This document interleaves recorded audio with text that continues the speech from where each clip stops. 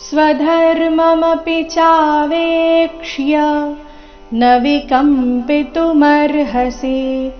धर्म्याद्धियुद्धाच्छ्रेयोऽन्यत् क्षत्रियस्य न विद्यते ಸ್ವಧರ್ಮಮಪಿ ಎಲ್ಲ ಅಕ್ಷರಗಳು ರಸ್ವ ಸ್ವಧರ್ಮಮಪಿ ಚಾವೇಕ್ಷ್ಯ ಅರ್ಧಕ್ಷ ಪೂರ್ತಿ ಯ ಚಾವೇಕ್ಷ್ಯ ನ ವಿಕಂಪಿತುಮರ್ಹಸಿ ನ ವಿಕಂಪಿತು ಕಂಪಿತು ಕ ನಂತರ ಅರ್ಧಮ ಮುಂದೆ ರಸ್ವ ಪಿ ಮತ್ತೆ ತು ನ ವಿಕಂಪಿತುಮರ್ಹಸಿ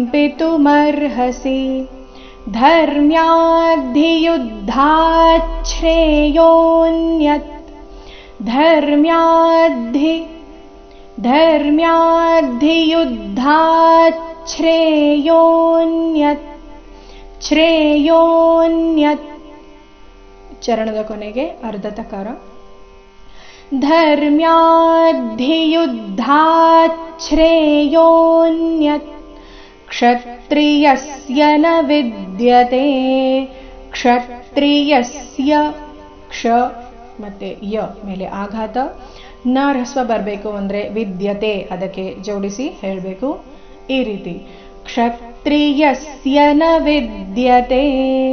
ನೋಡೋಣ ಪೂರ್ತಿ ಶ್ಲೋಕ ಮೂಲಗೀತೆಯ ಪ್ರಕಾರ.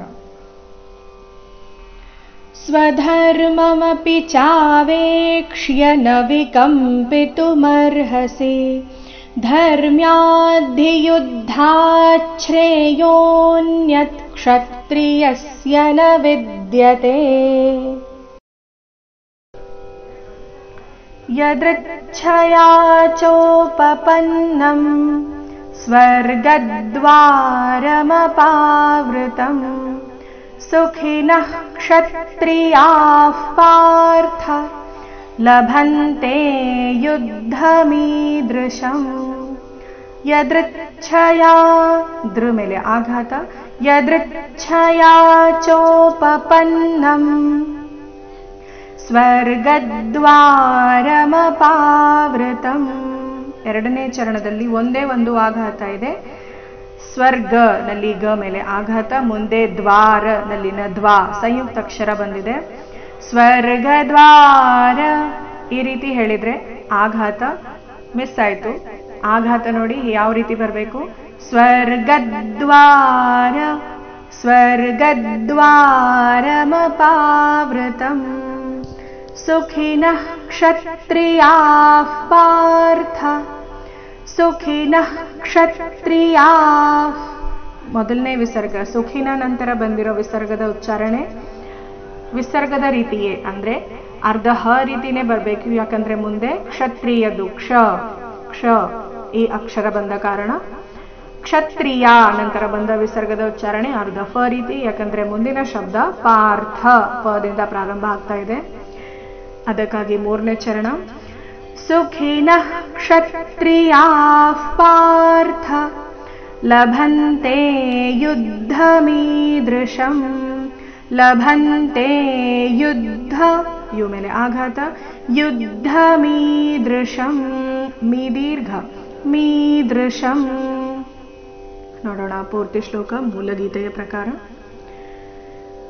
ಯದೃಚ್ಛಯಾ ಚೋಪಪನ್ನಂ ಸ್ವರ್ಗದ್ವಾರಮಪಾವೃತಂ ಸುಖಿನಃ ಕ್ಷತ್ರಿಯಾಃ ಪಾರ್ಥ ಲಭಂತೆ ಯುದ್ಧಮೀದೃಶಂ.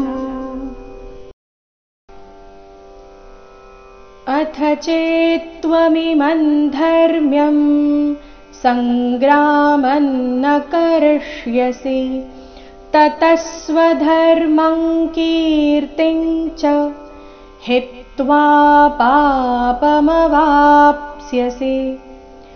ಅಥ ಚೇತ್ತ್ವಮಿಮಂ ಧರ್ಮ್ಯಂ ಅಥ ಚೇತ್ತ್ವಮಿಮಂ ಧರ್ಮ್ಯಂ ಅಥ ಚೇತ್ತ್ವಮಿಮಂ ಧರ್ಮ್ಯಂ ಸಂಗ್ರಾಮಂ ನ ಕರಿಷ್ಯಸಿ ಸಂಗ್ರಾಮನ್ನ ಕರಿಷ್ಯಸಿ ನ ಕರಿಷ್ಯಸಿ. ರಿ ಮೇಲೆ ಆಘಾತ, ಮುಂದೆ ಆದರ್ಶ, ಪೂರ್ತಿ ಯ ಸಂಯುಕ್ತಾಕ್ಷರ. ಕರಿಷ್ಯಸಿ. ತತಃ ಸ್ವಧರ್ಮಂ ಕೀರ್ತಿಂ ಚ. ವಿಸರ್ಗದ ಉಚ್ಚಾರಣೆ ಈ ಚರಣದಲ್ಲಿ ಅರ್ಧ ಸ ರೀತಿ. ತತಃ ಸ್ವಧರ್ಮಂ, ಇಲ್ಲಿ ಅನುಸ್ವಾರದ ಉಚ್ಚಾರಣೆ ಕ ವರ್ಗದ ಅನುನಾಸಿಕದ ರೀತಿ. ಸ್ವಧರ್ಮಂ ಕೀರ್ತಿಂ ಚ, ಕೀ ದೀರ್ಘ. ಕೀರ್ತಿಂ ಚ, ಕೀರ್ತಿ ನಂತರ ಬಂದ ಅನುಸ್ವಾರದ ಉಚ್ಚಾರಣೆ ಚ ವರ್ಗದ ಅನುನಾಸಿಕದ ರೀತಿ, ಮುಂದೆ ಚ ಬಂದ ಕಾರಣ. ಕೀರ್ತಿಂ ಚ. ತತಃ ಸ್ವಧರ್ಮಂ ಕೀರ್ತಿಂ ಚ ಹಿತ್ವಾ ಪಾಪಮವಾಪ್ಸ್ಯಸಿ. ಹಿತ್ವಾ, ಹಿ ಮೇಲೆ ಆಘಾತ, ವಾ ದೀರ್ಘ.